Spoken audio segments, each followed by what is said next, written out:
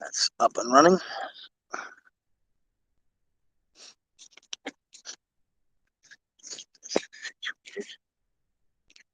To a spot where it's going to go.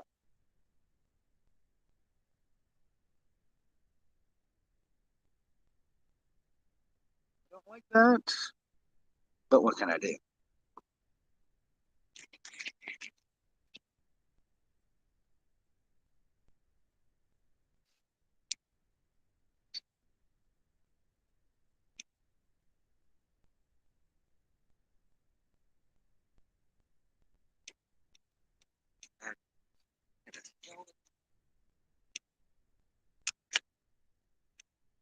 A lot easier to just prop this sucker up. Let that be bad. I've got to prop though is my print glass. That's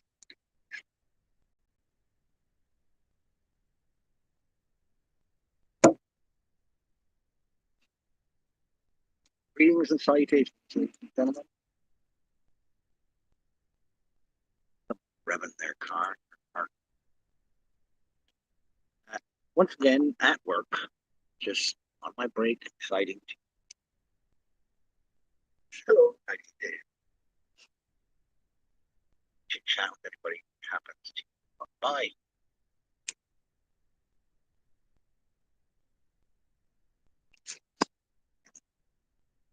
Walk and talk for a moment.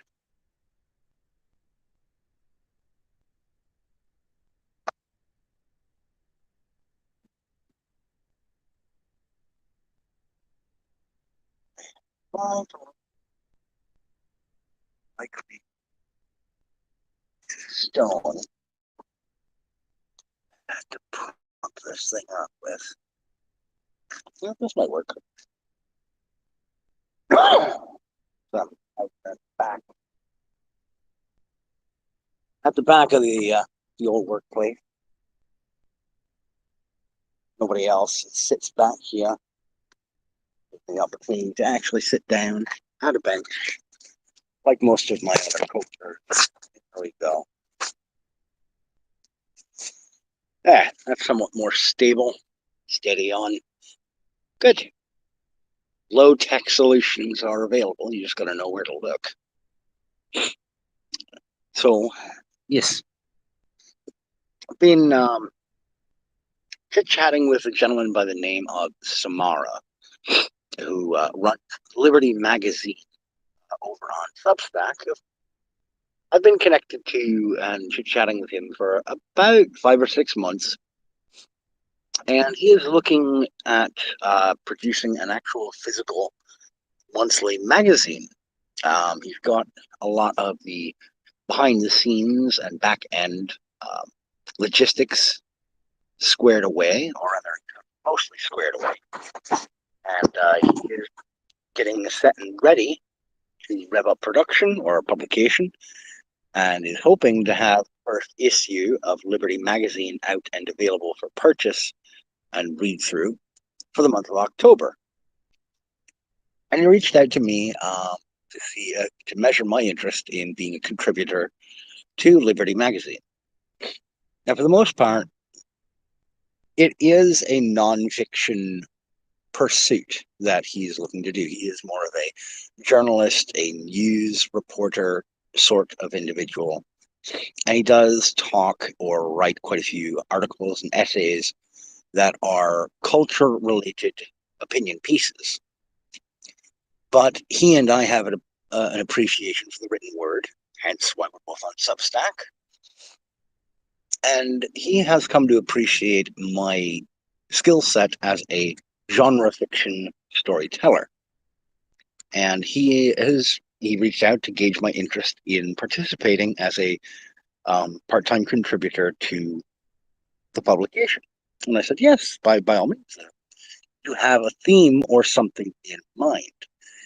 And he said, yes, he would like to see if I might be able and willing to produce some short stories kind of centered around or set within the American Revolutionary time frame or time period, with an ethos or an underlying message aimed towards the concept of liberty, the concept of freedom, the concepts that were unifying for the American Revolution.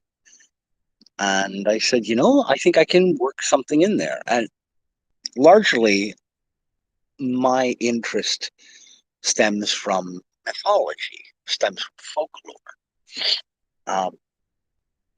Because historically speaking, prior to the colonial experience in the Americas, most folklore in what would eventually become the United States of America obviously was Native American mythology, folklore, and legends. And while I have a deep appreciation of those stories, I am only getting to know them somewhat decently over the course of the last couple of years. Most of my mythology diving over the last 2 years has been into Norse mythology, Celtic mythology, and Native American mythology, with some dabbling in Japanese mythology and legendarium, and some West African tales and legends as well.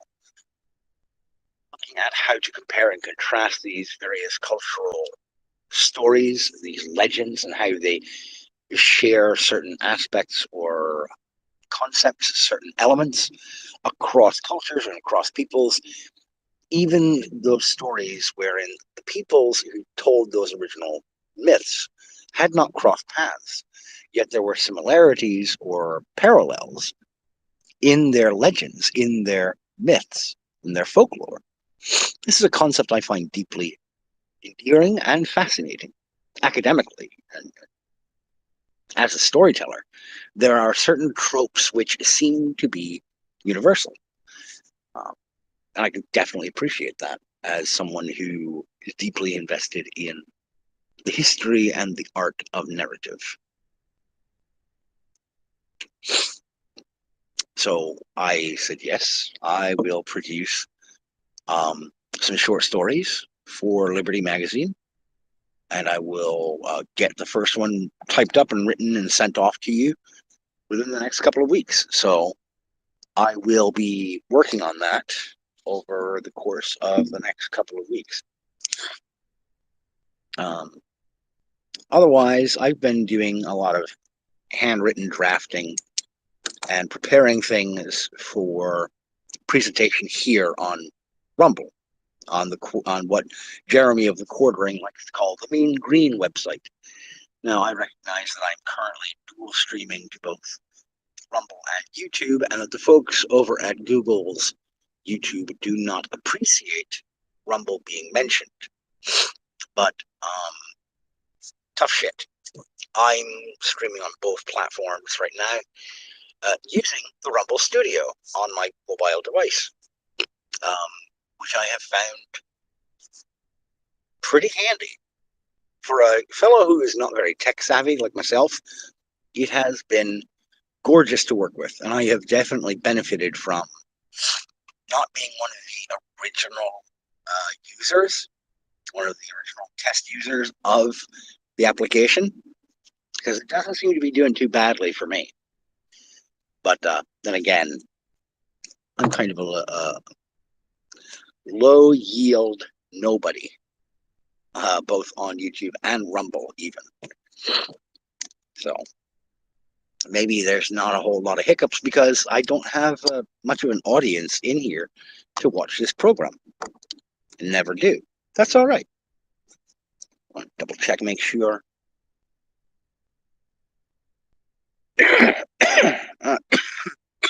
Sorry. All right. So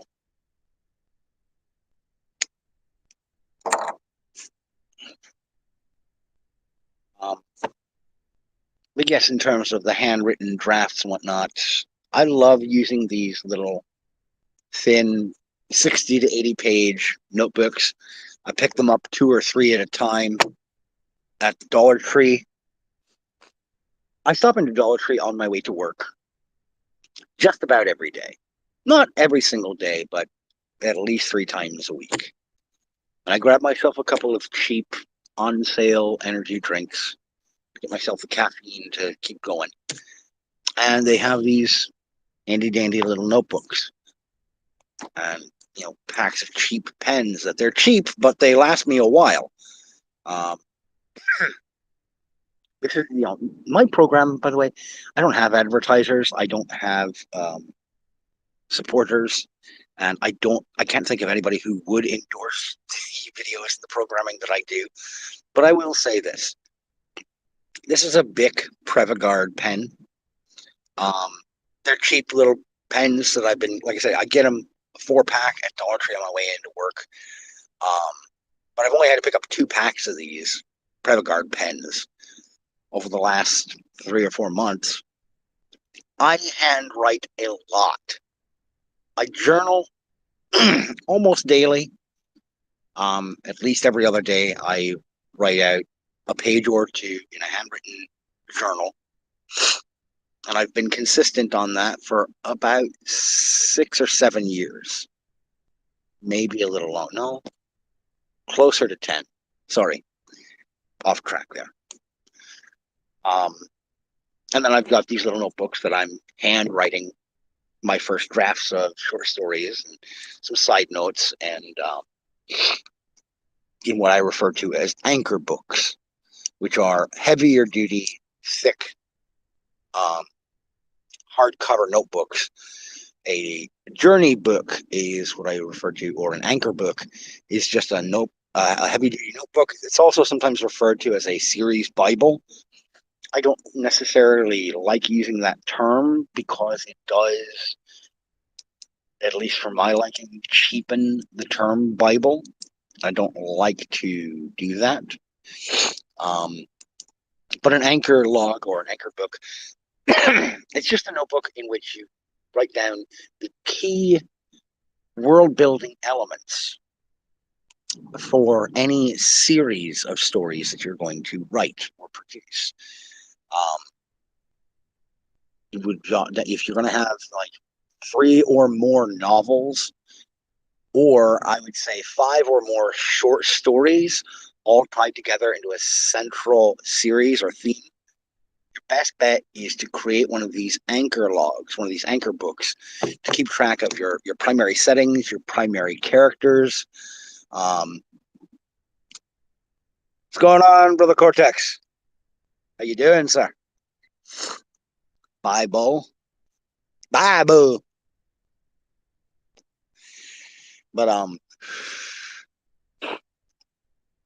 you will keep trying. You use these anchor logs, these series Bibles, to keep track of your core world building elements, such as let's say you're writing a fantasy series, and I'll take Jim Butcher as a primary example with not the Codex Alera, but the Dresden novels. Jim Butcher has a Dresden Bible at home. This is a dense leather-bound notebook, journal-style notebook that he has been, since the beginning, handwriting is key characters, physical descriptions, their motivations, their primary character traits, and as those elements either evolve or change or adapt as he's writing his series, he'll make note of adjustments or changes to those characters in this series, this anchor journal that he has, this anchor log, so that he can personally keep track of the changes and adjustments, just because he wants to be able to make sure he refers back to these adjustments and changes properly later on in the series. I know the struggle, Brother Cortex, of trying to feel motivated to get to work. I'm at work right now. Just on my break.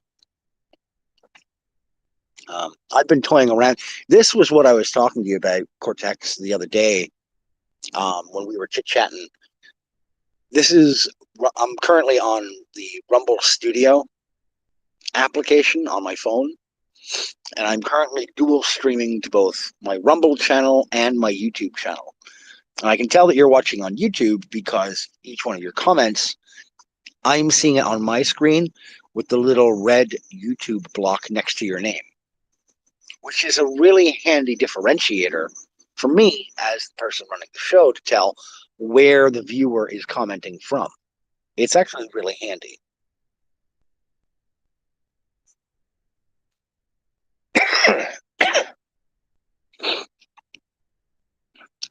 Shit. You've been off for 2 weeks. I've been, well, I've been full-time working and contending with home stuff. Um, with my father-in-law moving in with my wife and I and the kiddos.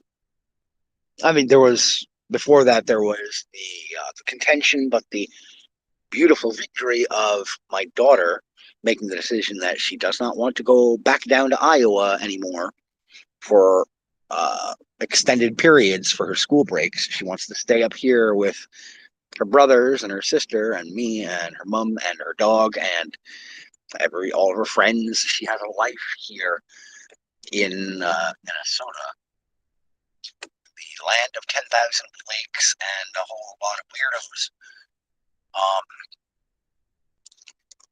My God,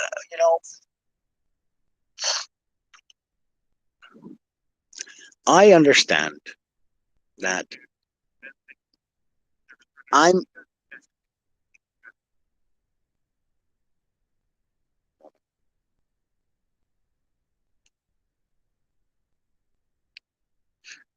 Jeff. I am presently on break, but I will let you know when I get back to my gondola what the tag number is.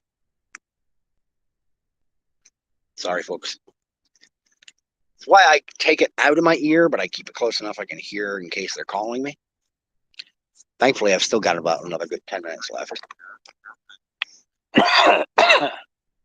Sorry. But I have said it before, and I'll say it again, just for reiteration. I am not a politics wonk or expert. I'm not a policy wonk or expert. I'm not a drama farmer. I'm not a video game reviewer. I'm no kind of specialist when it comes to your standard kind of video content producer or live stream individual. I am a nerd. I am a dork. But I am a particular type of nerd. I am a genre fiction nerd and wonk. Horror, fantasy, sci-fi. Although if I had to place it in order, I'm much more of a fantasy wonk than a horror wonk, and far down the list, sci-fi. That does not mean I don't appreciate good sci-fi. I love Star Trek, classic Star Trek. I love classic George Lucas era Star Wars. Let's clarify that. Yes, let's just be clear about that.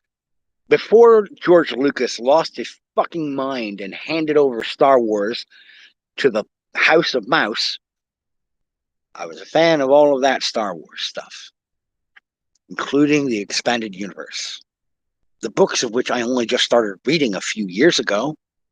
I didn't read Heir to the Empire until after Disney had already purchased Star Wars off of George Lucas. And boy, howdy do I feel like a schmuck for not having gotten involved in the expanded universe lore before then. I love Knights of the Old Republic and have loved those games since they first came out, the first two, because I've never played the MMORPG, the Old Republic. My brother Cortex, who's chit-chatting with me via the YouTube rebroadcast or simulcast right now, he's a gun and video game enthusiast. But when we chit-chat together, we dive like a couple of sweaty nerds into analog horror, especially things like The Back Rooms and things of that nature, other analog horror. The SCP Foundation material over on YouTube and on its own website, what have you. Yes, Star Wars Outlaws looks like hot garbage. I have seen some gameplay video and watched a couple of trailers. I am not impressed, and it's an Ubisoft game. Why the fuck would I bother with it? For one, I don't have a great deal of time as a father of four with a full-time job, and my interests and pursuits as a mythologist, as someone studying folklore, mythology, and the history of various legends and tales, various cultures, as well as a storyteller of genre fiction in my own right, I haven't got the time to invest too heavily in a lot of video game playing myself these days. I haven't for about a decade. So I'm not going to plunk down my hard-earned money on a game that I can't spend any time playing unless I personally believe it's going to be worth the long time investment to eventually drib and drab half an hour, 20 minutes to half an hour to an hour here or there playing a game. Otherwise, I'm not touching it. So what in the world makes the folks at Ubisoft think that their current slate of shite would appeal to somebody like me? They're not trying to appeal to me. They're trying to appeal to people who have the time and money to sink hour after hour after hour into games, but they're failing to recognize something. Many of the people who do have that time to sink into games, they're looking for quality games, not to be lectured at or have absolute filth thrown up on their screen.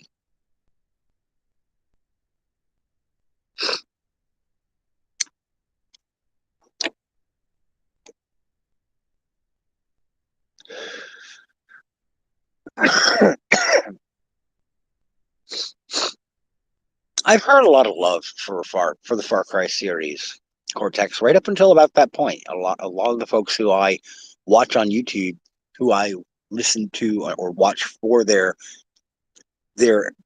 feedback on various video games, a lot of them have said the same thing.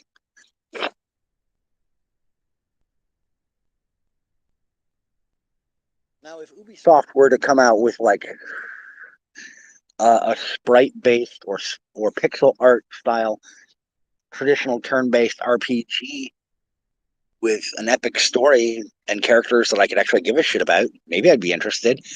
There was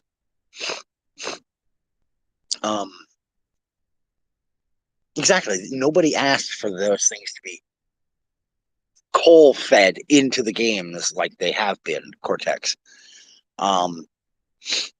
And shit, there was a game that Brother Cortex was showing me.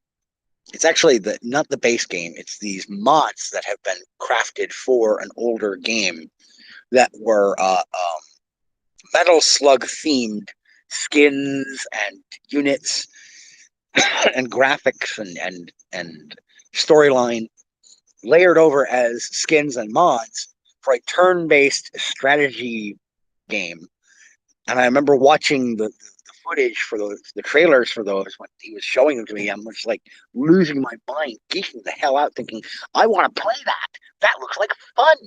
That looks like Metal Slug, just given the Final Fantasy Tactics Advanced treatment of being a turn-based map grid combat RPG for conquest in the Metal Slug vein. I love that. And that was like the base game was like what, $20-$30 nowadays. And as long as you purchase the base game, you could get the skins for free. Fucking sign me up. I'll sink some time into that. Metal Slug Tactics. So it's its own game. Still,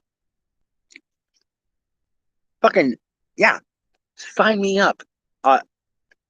I'll play the shit out of something like that if I could get my computer to handle it, because I've got a pretty shitty little lightweight laptop at home that I mostly use for writing and Discord and doing video stuff. Don't have a lot of memory space on it, storage. But anyhow, I can see I'm getting notifications that Hypnotic and Nerdrotic are starting their shows. Yeah, turn-based Metal Slug. I want to play that, dude. You got to find the link to that on Steam and send me that link or a link to the website where they're selling it, and I'll definitely look into trying to set aside for it if my computer can handle it. Because I'd love to play something like that. Man, I've been all over the place with this show. I'm sorry, folks. It's my Friday. Sundays are my Friday at work. It's the last day of my work week. I have the next 2 days off, and thank God for that.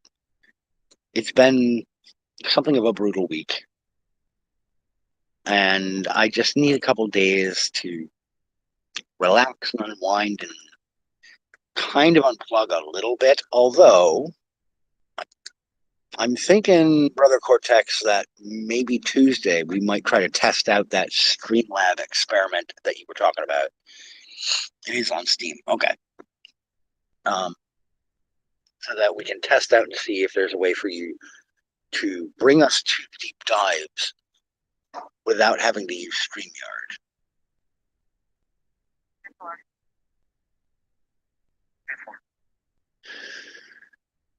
Okay, so it's a demo right now. All right, cool. I'll still check it out. But anywho, sorry about the coughing.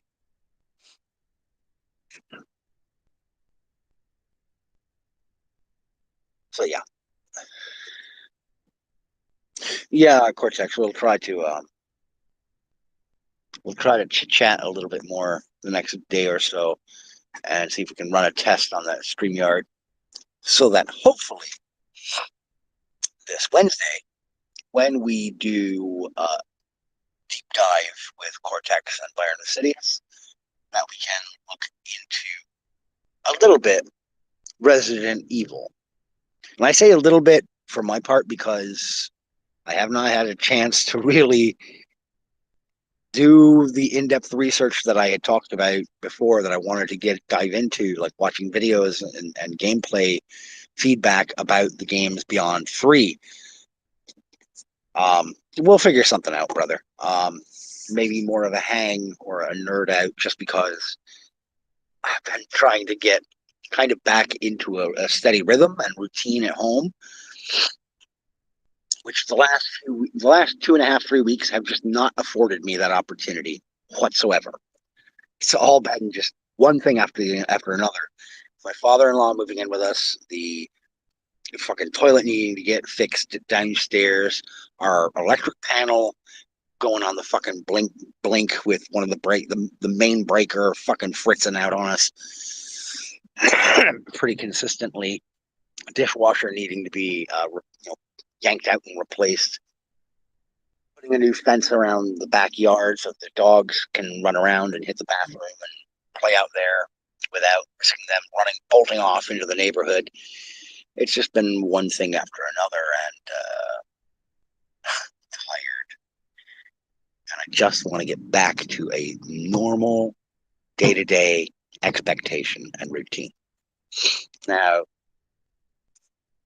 I will say, in the year of our Lord, 2024, especially with as batshit crazy as this election cycle is, asking for things to go back to a standard day-to-day norm, that's like asking Jesus Christ to come down and like touch me on the forehead and heal my every sickness and give me a mouth full of teeth again.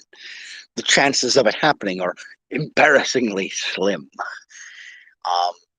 But that's really what would help me out, is getting back towards some kind of normality. And I was kind of really quick, I'm going to end on this. What I was saying before about the state I live in Minnesota, the land of 10,000 lakes. It also seems to be more and more the land of 10,000 freaks. With Tim Walz being selected as Kamala Harris's running mate. I'm sorry, did I slip there? Did I mispronounce her name? No, I said it that way because she's a fucking commie. And he's no better. To quote the man, one man's socialism is another man's neighborliness. Excuse me? Being neighborly never ended with someone being sent to the gulag. Last I checked. Maybe I'm reading the wrong history books, Timmy boy. Um,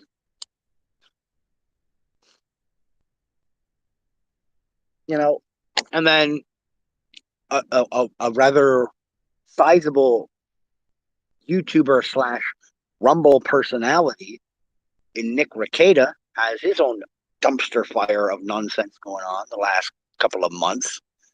God, I gotta wonder if the folks at Rumble are maybe having some second thoughts about having extended him an offer to sign a contract to produce content or be exclusive, not exclusive to, but to be a Rumble first personality content provider. Might I recommend, and I'm not an expert in these things, for God's sakes, I'm just a regular guy. I've got 2 people watching this show right now. Okay, take it easy, brother. There's not a lot of people watching this, and I doubt I ever will be a big personality on Rumble. But my advice to the folks at Rumble is as follows. Maybe do a little bit more digging into the background or the backstory of the people you intend to sign on with as your premier content producers before you sign a contract with them. Because it would seem to me that Nick Rekieta was not a great choice as a flag bearer for Rumble. Just throwing it out there. Nick the Nose, not exactly the best you could do.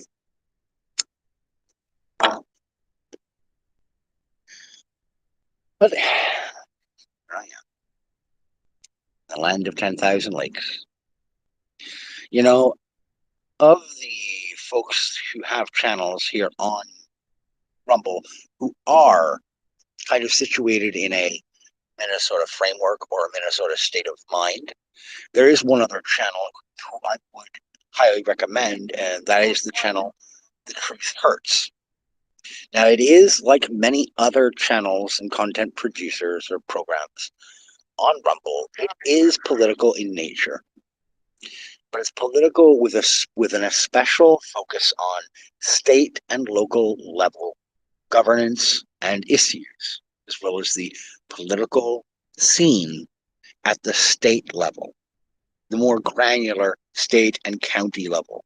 Not so much the federal level. They do look into those matters and talk about federal level politics, but they mostly keep it within the framework of the state of Minnesota.